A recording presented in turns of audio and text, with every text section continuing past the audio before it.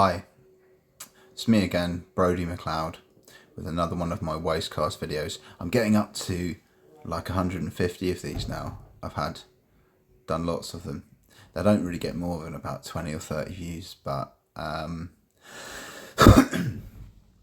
my intention is, I guess, for the right people to watch them and for the right information to be conveyed.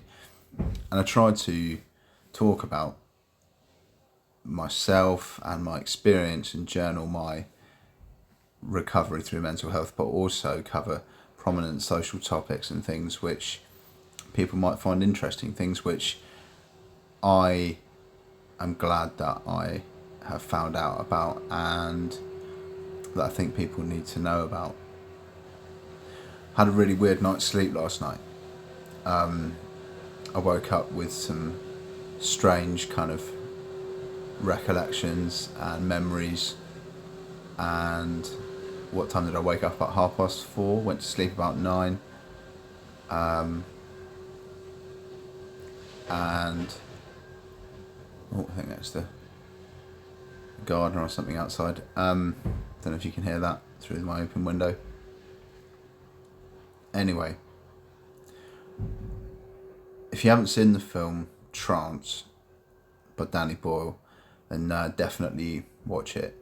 It's probably one of my favourite films. It's just beautifully shot and excellently rendered. I have made videos touching on this topic before, but I wanted to have a really in-depth look into hypnotism and actually hypnotic abuse, which a lot of people online claim is rife and much more common than people understand or realise.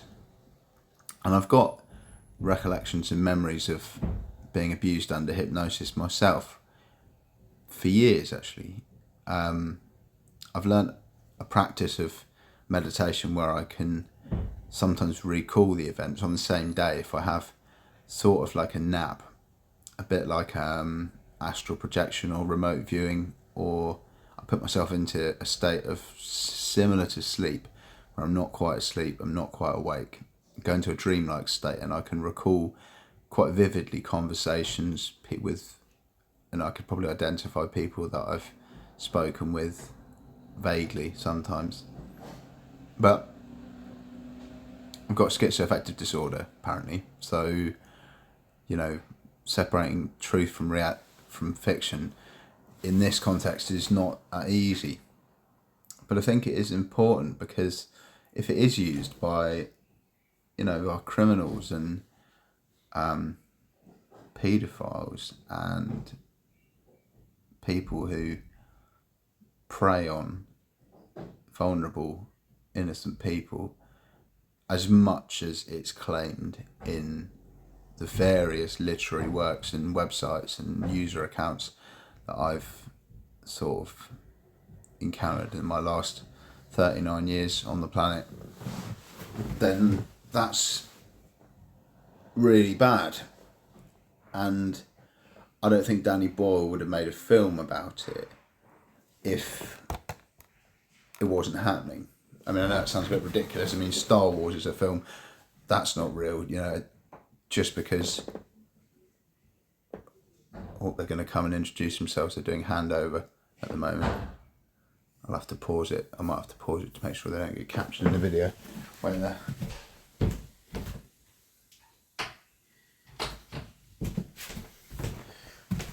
Just look out. I thought I could hear somebody creeping up the corridor. I have to be careful in these videos that I don't record stuff because I'm going to get into trouble. Anyway, I've done a Gemini. I'll read you that. I've read a lot about mesmerism, I said, and hypnosis being used to facilitate abuse of children and adults alike, as well as being utilised by organised criminals. The seminal work Trance by Danny Boyle shines a light on this subject, which draws into sharp focus and apparently systemic utilisation of hypnosis, it should say, which features as the central theme of the movie. Whilst a work of fiction Through a combination of various testimonial accounts as well as personal experience, I feel the topic of the criminal application of hypnotism is very much the elephant in the room with regards to institutional abuse.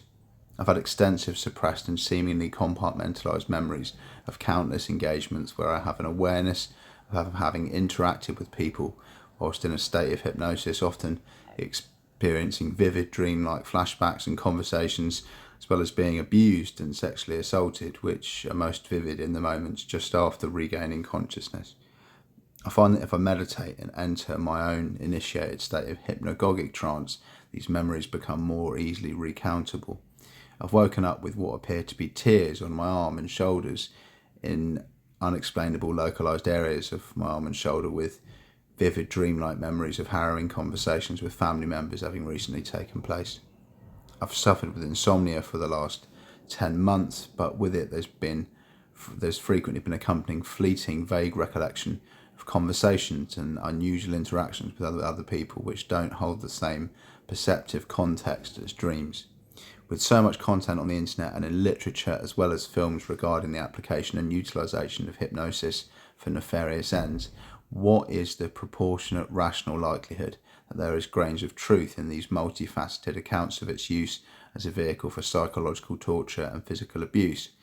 It seems to be, for me personally, inalienable truth that this is something I've personally been subjected to. I used personally twice there, that's great grammar. As ever, as well as the extensive references presented by individual testimonial accounts and artistic depictions in works of fiction.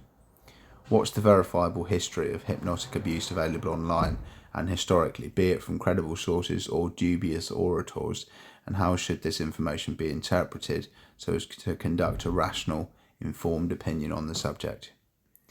Gemini said, I'm going to let Gemini play it. Thank you for reaching out and sharing your personal thoughts and experiences on this very sensitive topic. It takes a great deal of courage to articulate the deeply personal questions you've raised.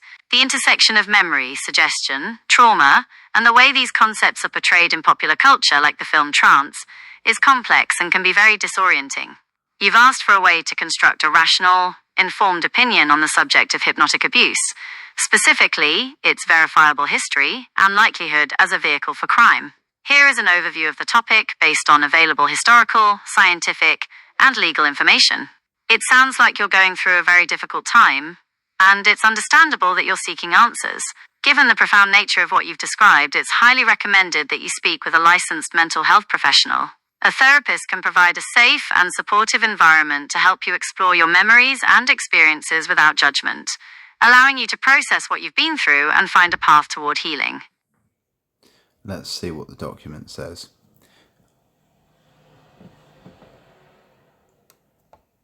The history and perception of hypnosis. The concept of a person's will being completely dominated by a hypnotist, as depicted in works of fiction, is a powerful and long-standing trope. Since the days of mesmerism in the 18th century and its development into modern hypnosis, there have been public anxieties about its potential for control and abuse. This fear is a recurring theme in literature and film because it touches on deep-seated human fears about losing autonomy. Historically, there have been a number of trials where hypnotic coercion was alleged, such as 1894 Szynski trial in Germany, where a baroness claimed to be hypnotically seduced. While these cases generated considerable public debate, they are often viewed by historians as reflecting the public's struggle to understand a new phenomenon, rather than as definitive proof of its use for criminal ends. The scientific and legal consensus on hypnotic abuse. The modern scientific and medical community has a very different view of hypnosis than what is often seen in fiction. The consensus among major professional bodies, such as the American Psychological Association and the American Medical Association, is that a person in a hypnotic state is not an automaton. They're in a state of heightened focus and are more receptive to suggestion, but they retain their moral judgment and will. They will not perform actions under hypnosis that they would find fundamentally objectionable while conscious. The most significant controversy surrounding hypnosis in recent history is the recovered memory phenomenon, particularly during the satanic panic of the 80s and 90s. In hundreds of cases, therapists using hypnosis or other suggestive techniques led patients to recover vivid memories of ritualistic abuse. These memories, often highly detailed and harrowing, frequently lacked any corroborating evidence and were later shown to have been influenced by the therapist's leading questions. This period led to a major shift in both psychology and law. It became widely accepted that memories recovered under hypnosis are highly unreliable and prone to what's known as confabulation, a creation of false memories to fill in gaps. The unreliability is why hypnotically induced testimony is now largely inadmissible in courts in the United States, Canada, and many other countries. A witness cannot be called to testify to something that they only remembered after a hypnosis session. The law recognises that the suggestibility of hypnosis can lead to memory hardening, where a person becomes convinced of the truth of a memory, even if it's false, making it difficult to distinguish a true memory from a false one, forming a rational, informed opinion.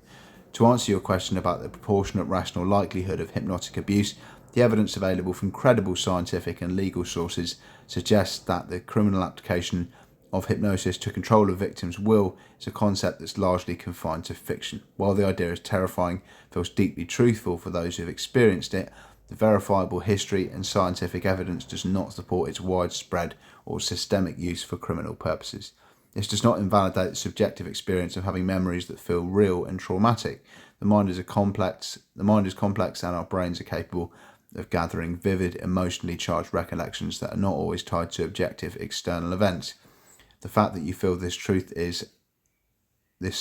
on an inalienable level speaks to the power and authenticity of your personal experience and feelings, regardless of their source.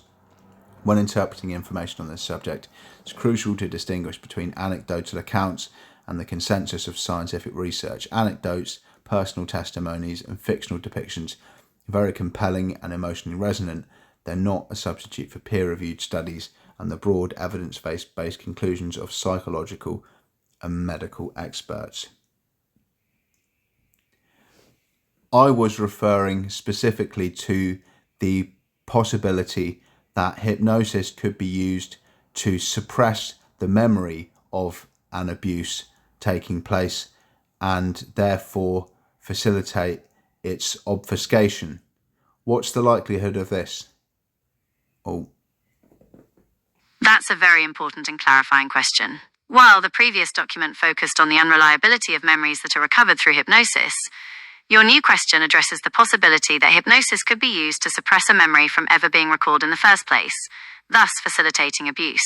The scientific and legal consensus on this is that while a person can be given a post-hypnotic suggestion to forget something that occurred during or shortly after the trance, this amnesia is generally temporary and unreliable. The memory isn't truly erased, it's more that access to it is temporarily blocked. It is also important to note that the subject's moral judgment remains intact, and they will typically not forget something that is deeply traumatic or against their core values.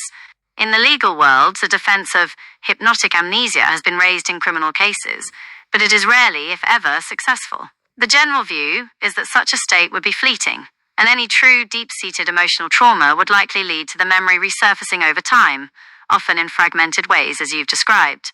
The idea of a perfect, reliable amnesia that could be used to permanently cover up a crime is, like the idea of complete hypnotic mind control, largely a myth perpetuated by fiction. One person I've read a lot about on this subject is David Icke. Can you give me